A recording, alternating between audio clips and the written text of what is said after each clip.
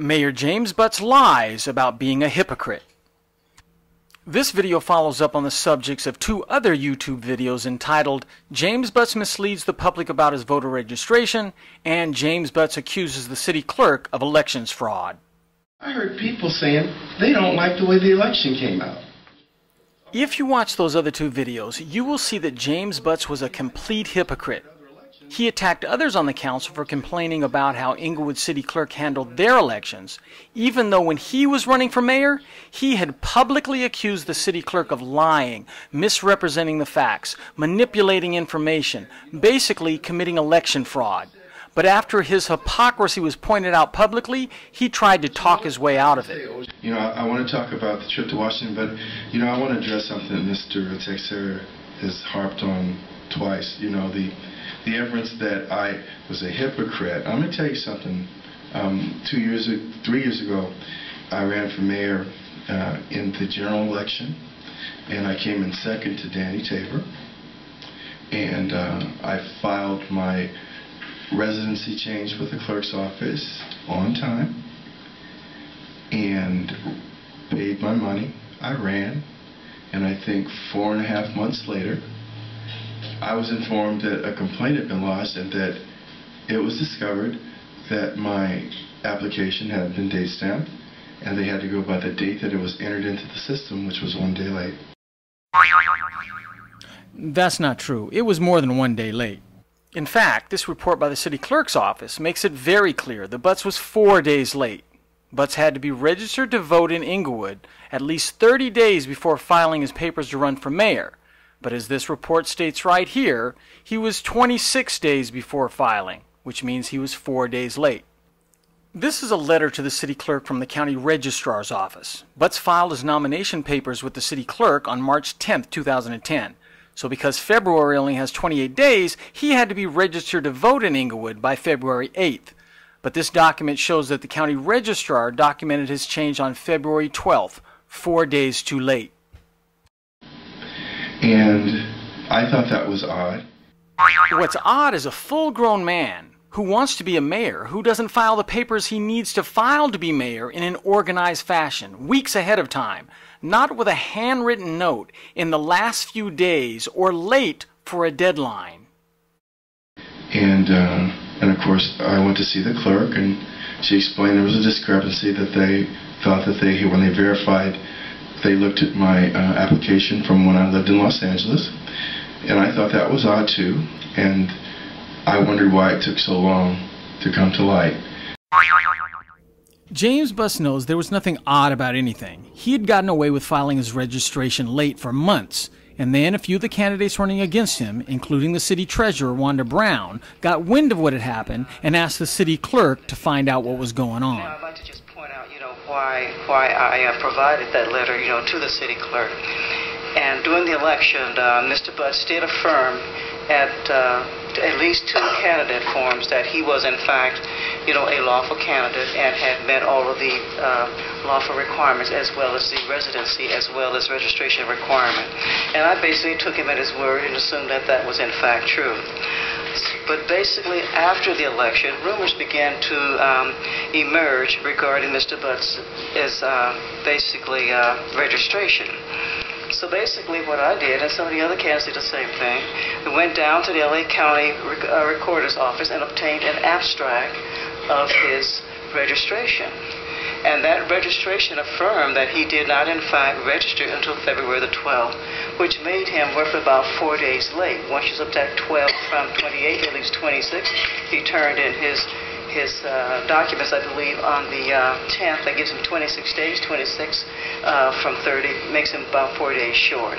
So that's basically why I was rather curious with regards to basically when he did file, because we do want lawful candidates, in the race. But you know what? Ms. Horton was a gentlewoman to me. She had an elections attorney, and he felt the solution was, well, have him sign an affidavit. I had attorneys I consulted with as well, and their advice was this: why, if you paid your money, if you know you filed on time, if they accepted you, why would you be the one to sign an affidavit to remember something that happened 5 months ago? Well, that's easy, because this was an election. You need to provide an affidavit because you weren't bright enough to get a date-stamped copy of your change of address, even though you said you filed it only 2 days before the deadline, and because the official documents from the county registrar said that you were 4 days late in filing. And he said that the people you ran against, then the next issue is going to be dissecting your affidavit, and you will never get back on the ballot. Butts knows that wasn't true. If what you'll hear him say later in this video is true, that he didn't think that the city clerk was lying to him, because this is what the clerk said. When he came back to me, he said he didn't want to do the affidavit. Now, I want to make it very clear that I don't know anything about a $3,000 fee. That was not presented in our conversation. I don't know anything about that. I was willing to take his word, the truth, write it down on paper, giving us a little brief synopsis of when he actually registered and when did he take it to the county, because they couldn't tell me. They didn't stamp it in. So I have to have something to go on. I need you to work with me. And so he didn't want to do it. He felt that his campaign would be based upon an affidavit, and he didn't want to do it. And I told him, like I tell you, I cannot make you do this, and I don't care if you do this or not.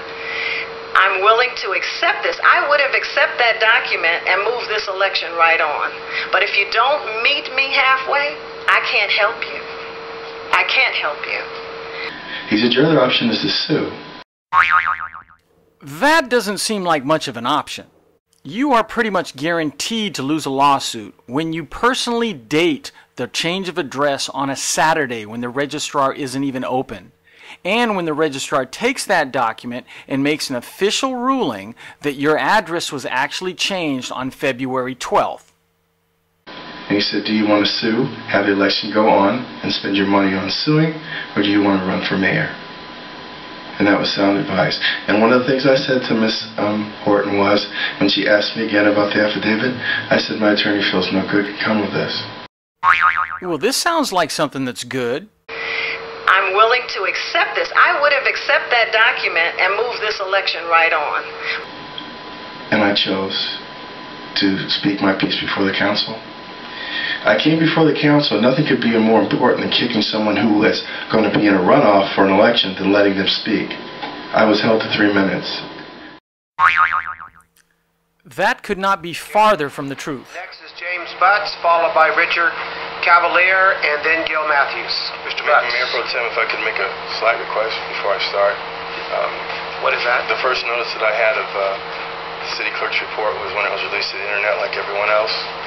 And there were aspersions made basically to my character and credibility, but I was not allowed to respond in kind, so that could be posted as well.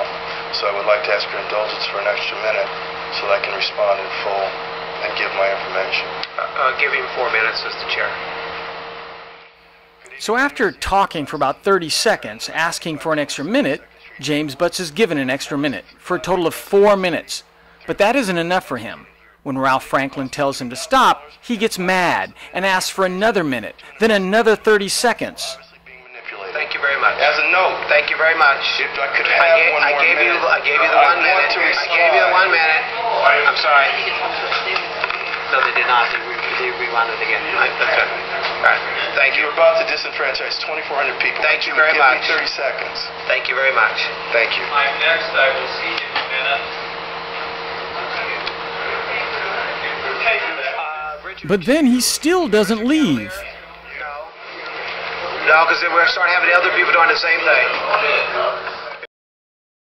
James Butts eventually monopolized the podium for about 5 minutes.